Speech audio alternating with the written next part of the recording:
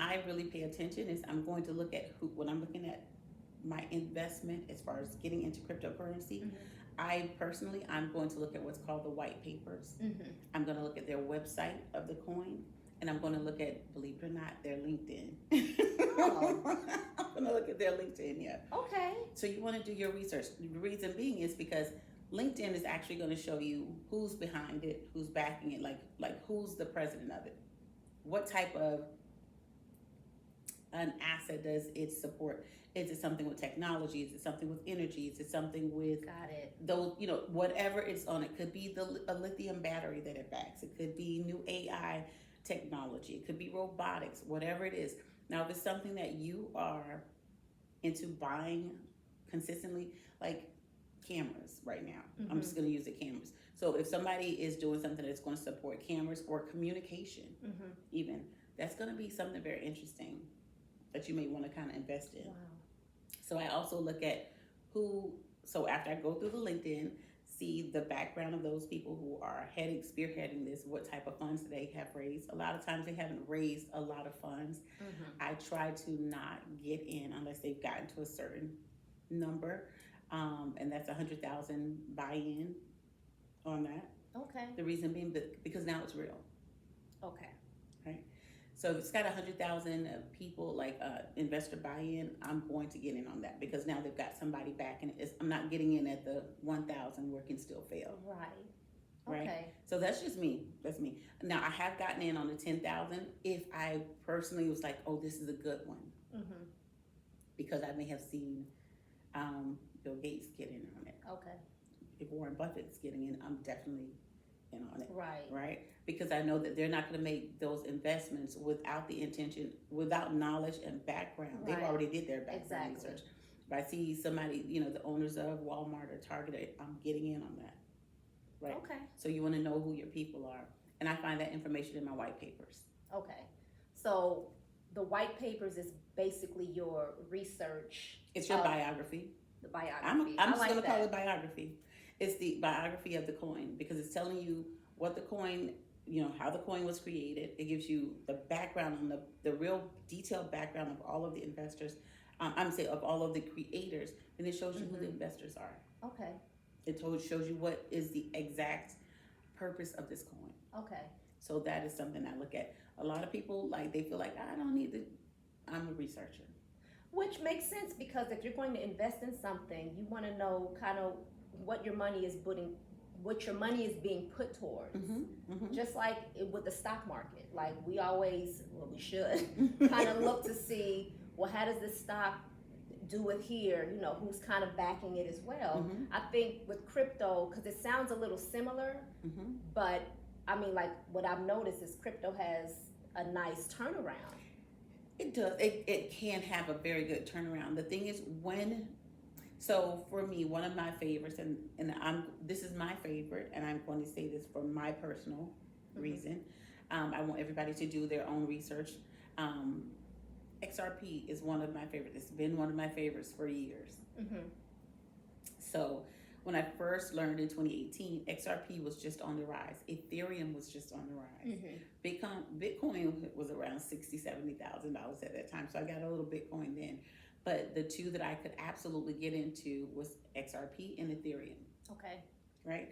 So as I mentioned earlier, Ethereum is its own coin. So certain stocks, certain tokens that you want to buy, you have to go on the Ethereum platform to purchase.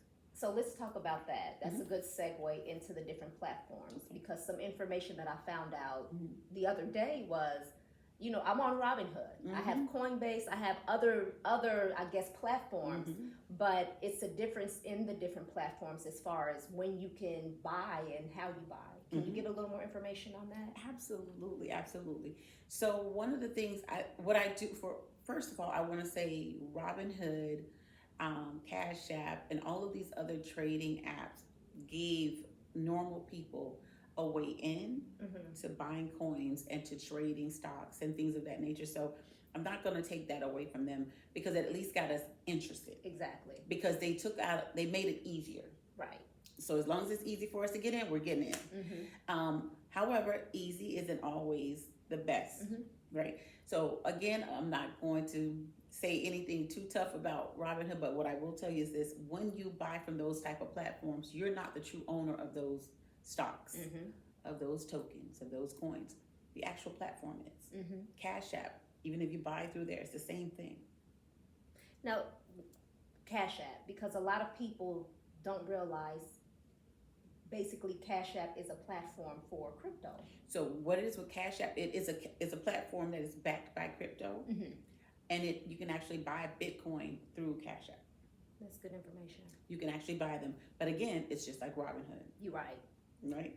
It's a little easier to buy Bitcoin through Cash App, but again, it's not yours.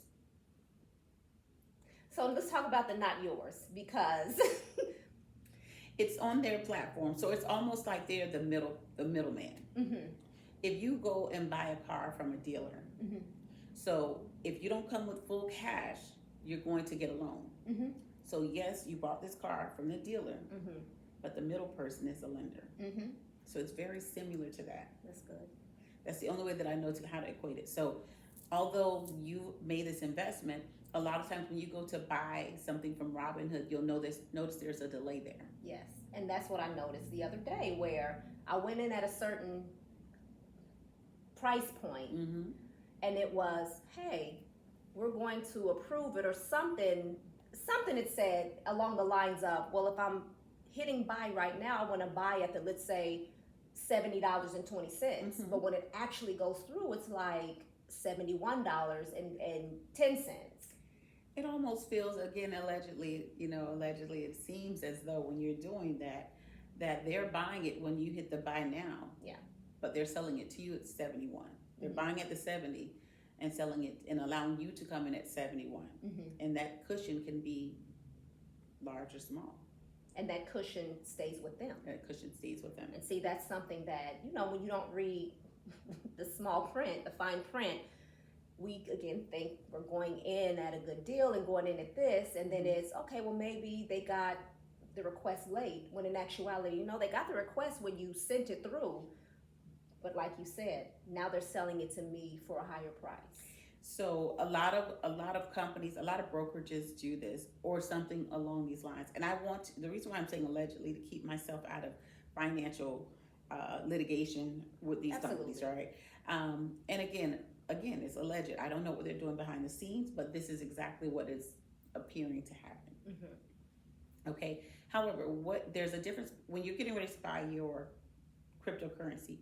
There's a thing that's called digital wallet and cold wallet. Okay. So once you decide on which platform you want to buy from, so for me, I do like Binance US. I used to use Binance before it became a Binance US. And I like CoinMarket. So those are two that I absolutely use to buy my coins. But there's also a digital print. So you can have, once you buy those coins, you can either store them in your digital wallet, which is on your phone. It's on your laptop, your computer. It is something digital. You can have access to it. And then because it's digital, anytime you want to buy something or trade a stock or add more money into it, it's just like that easy. Got it. Right? Which it's convenient. There's pros and cons to everything. It's super convenient. Again, it gives you access to it if you're somewhere you want to trade, you want to buy something more. But at the same time, digital is digital. Yeah. There's been several times whereas coins have gotten completely wiped out. That part. There has been several times whereas people were trying to cash out because they noticed that there was going to be a drop in their coins and they didn't have access to do it and wind up losing everything digitally. There is a thing that where, the government or whoever has, let's say you could be in litigation or anything like that. You've got it digitally because of that ledger, that blockchain. It is an open source to anybody. Wow. So the government has access to see what you have in there, right? So it is on your digital, in your digital wallet. Got it. Right? And it can be hacked. Let's not even forget it can be hacked. Somebody can go in there and your coin, they can get your QR code and they can get into your stuff. Anything can happen. You can lose your phone and now you've lost your wallet. because a lot of people don't remember their codes. Right. So I do recommend people to write it down, their codes and all their access codes. Keep a copy, maybe make 4 copies, and put them somewhere around your house, and safe deposit box. But keep copies of it so that you have access no matter where you go. If you lose your computer, if it dies, it's not just in that one Got place, right? Mm-hmm. The next thing I would, so that's your digital wallet. The safer way or an additional way is your cold wallet. Your cold wallet is like, it can be a USB. Okay. It's sometimes, they're getting more fancy now. So now they're like a little credit card almost. I've seen those. Yes, they're like a little credit card. So those are yours. So they're off of that platform. So it's basically, I purchased this car, but I'm financing it direct. Now I own it. I completely own it. Right. I don't need you in the middle. I don't need you babysitting Right. my assets. I have it with me. Okay. Now the thing about that cold wallet, you can't lose it. So those are basically the two, I guess, storing places for your crypto. Yes. Okay. Yes. This is good stuff.